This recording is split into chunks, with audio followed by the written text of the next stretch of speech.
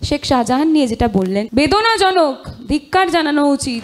আমার নেত্রী তাকে জেলের ওই কাঠগড়ার ভেতরে গারদের ভেতরে রেখে দিয়েছেন। কথা দিলাম প্রীতম 4 তারিখ আমি সবুজ আবিরটা খেললে সন্দেশখালীতে যাব। অভিষেক বন্দ্যোপাধ্যায়ের সঙ্গে চাকরি প্রার্থীদের কথা হয়েছে, একবার নয় 2 বার কথা হয়েছে। তুমি ধানতলা বানতলা কলতলা দেখনি বলে সেটা ঘটেনি এরকমটা নয়, ঠিক সেরকমই রাজন্যা কদিন ধর্মতলায় গেছে দেখনি মানে রাজন্যা তাদের সঙ্গে কথা বলছি না এরকমটাও নয়। প্রতিশ্রুতি অনেকবার হয়েছে কিন্তু ফলশ্রুতি 1160 দিন হওয়া সত্ত্বেও কিন্তু এখনো পর্যন্ত হয়। আপনারা গিয়েছিলেন হাইকোর্টের রায় বদলে সুপ্রিম কোর্টে গিয়ে যে সেই 26,000 প্রায় 26,000 সংখ্যাটা তাদের চাকরি ফিরিয়ে আনার জন্য বা তাদের চাকরি কেন যাবে সেটা জানার জন্য। চিরদারার তফাৎ, মানসিকতার তফাৎ, পার্থক্য ছিল, আছে, থাকবে। যারা অযোগ্য সাদা খাতার মাস্টারমশাইদেরকে বহাল রাখার জন্যে স্কুল সার্ভিস কমিশন তথা রাজ্য সরকার গেছে, ইন্টেনশনটা এখানে পরিষ্কার। আবার সেই প্রশ্ন বানগুলো আমার দিকে বিদ্ধ হয়েছে। শাসক দল, দায়িত্ব কর্তব্য বেশি। আবার বলবো, উত্তর দেব। প্রথম বিষয় রাজন্যা, যেটা মাহিদাও বললেন, অনুভবও বললেন, যে রাজন্যা দেবাংশুরা যায়নি, মমতা বন্দ্যোপাধ্যায় যাননি, অভিষেক বন্দ্যোপাধ্যায় যাননি। জানেন না হয়তো, আমি জানিয়ে দিই। অভিষেক বন্দ্যোপাধ্যায়ের সঙ্গে চাকরি প্রার্থীদের কথা হয়েছে, একবার নয় 2 বার কথা হয়েছে। প্রতিশ্রুতি দিলেও এখনো পর্যন্ত কিন্তু রাস্তাতেই বসে আছে। উনি জানতেন আমি এই প্রসঙ্গটা তুলবো, রেডি একদম, মাইক্রোফোনটা মুখের কাছে নিয়ে আছেন। দ্বিতীয় বিষয়, রাজন্যা হালদার ঠিক যেরকমটাই অনুভব বললেন যে রাজন্যা হালদার যাননি, কথা বলেননি। রাজন্যা হালদারের সঙ্গে চাকরি প্রার্থীদের প্রতিনিয়ত কথা হয়, কি কথা সেটা তো আমি আর প্রকাশ করব না। কিন্তু ঠিক যেরকমই তুমি ধানতলা বানতলা কলতলা দেখনি বলে সেটা ঘটেনি এরকমটা নয়, ঠিক সেরকমই তুমি রাজন্যা কদিন ধর্মতলায় গেছে দেখনি মানে রাজন্যা তাদের সঙ্গে কথা বলছি না এরকমটাও নয়। আমার ছোট ভাই প্রীতম আমাকে বললেন যে একদিন আমার সঙ্গে সন্দেশখালী গিয়ে দেখো। আমি সন্দেশখালী 2 দিন গিয়েছিলাম।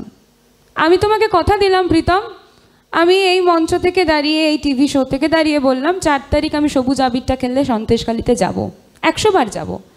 সেরকমই এটাও আমি তোমাকে বললাম, তোমার সঙ্গে যা ঘটেছে শেখ শাহজাহান নিয়ে যেটা বললেন তোমরা, অবশ্যই দুঃখজনক, বেদনাজনক, ধিক্কার জানানো উচিত।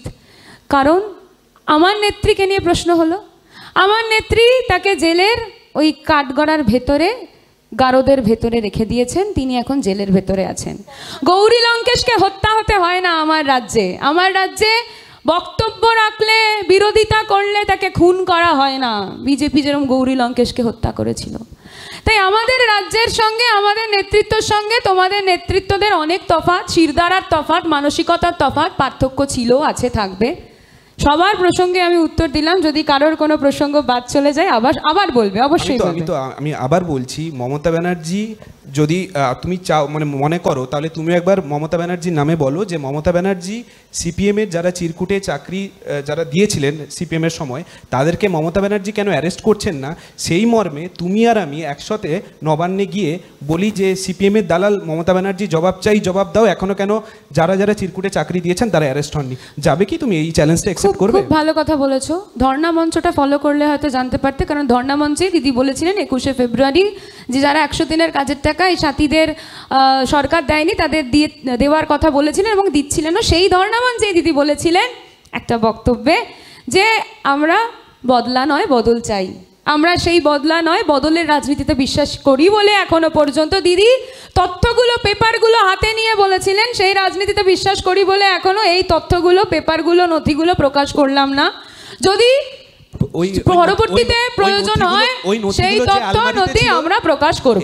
ওই নথিগুলো যে আলমারিতে ছিল, ওই আলমারিটাও তৃণমূল ঝেপে নিয়েছে, ওই জন্য হয়তো এখনো খুঁজে পাচ্ছেন না নথি। অবশ্যই আমাকে শেষ করতেই হবে সময়। রাজন্যা বলছিল যে প্রতিশ্রুতি, আমি বলছিলাম একটু আগে যে আমাদের যারা চাকরি প্রার্থী যোগ্য রাস্তায় বসে আছে তাদের সঙ্গে প্রতিশ্রুতি অনেকবার হয়েছে কিন্তু ফলশ্রুতি 1160 দিন হওয়া সত্ত্বেও কিন্তু এখনো পর্যন্ত হয়নি।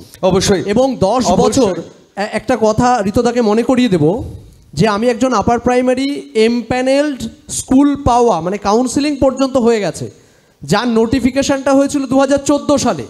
তখন আমার এজ ছিল 24, আজকে 34। 10 বছর অতিক্রান্ত। এখনো পর্যন্ত ফলশ্রুতি আমি কিন্তু পাইনি। অবশ্য আমার একটা সময়- করে এর- প্যানেল এর বেরিয়েছে, দায় কিন্তু একটা যুব করে সমাজ প্যানেলের হিসাবে against এ গিয়ে দেবাংশু বা বিকাশ ভট্টাচার্য রাজন্যারা এড়িয়ে যেতে পারে না। আমি জাস্ট সুপ্রিম কোর্ট হাইকোর্ট করে দেখিয়েছে। আমি জাস্ট একবার আমি প্রীতম- মাহিদাকে একটা প্রীতমকে প্রশ্ন দিয়েই আমি করব। শেষ করব। মাহিদাকে প্রীতম। একটা প্রশ্ন করে আমি শেষ করে দেবো ঋতুদা। বলো, বলো। কথা দিচ্ছি। বলো। আমার একটাই প্রশ্ন মাহিদা, আপনারা সুপ্রিম কোর্টে গিয়েছিলেন যে প্রায় 26,000 জনের চাকরি চলে গেল, আপনারা গিয়েছিলেন হাইকোর্টের রায় বদলে সুপ্রিম কোর্টে গিয়ে যে সেই 26,000 প্রায় 26,000 সংখ্যাটা তাদের চাকরি ফিরিয়ে আনার জন্য বা তাদের চাকরি কেন যাবে সেটা জানার জন্য? যারা যোগ্য চাকরি প্রার্থী, এক কথায় যারা যোগ্যতার সঙ্গে চাকরি পেয়েছে, সেই সমস্ত যোগ্য শিক্ষক যারা আজকে বঞ্চিত মনে করছে তারা সুপ্রিম কোর্ট গেছে। কিন্তু প্রশ্ন হলো যারা অযোগ্য, যারা সাদা খাতা জমা দিয়ে, আপনারা দেখেছেন যে সাদা খাতার রোশনাই হয়েছে সারা পশ্চিমবঙ্গে, সেই সাদা খাতার মাস্টারমশাইদেরকে বহাল রাখার জন্যে স্কুল সার্ভিস কমিশন তথা রাজ্য সরকার গেছে।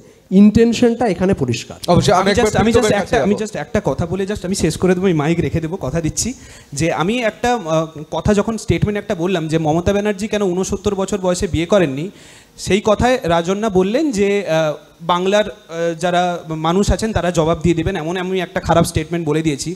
তাহলে রাজন্যা হালদার কি এটা মানছেন যে কল্যাণ বন্দ্যোপাধ্যায় যে স্টেটমেন্ট করেছেন দীপশিতা ধর কেন বিয়ে করেননি, তাহলে শ্রীরামপুরবাসীও কল্যাণ বন্দ্যোপাধ্যায়কে জবাব দিয়ে দেবে, রাজন্যা অবশ্যই। এটা মানছে?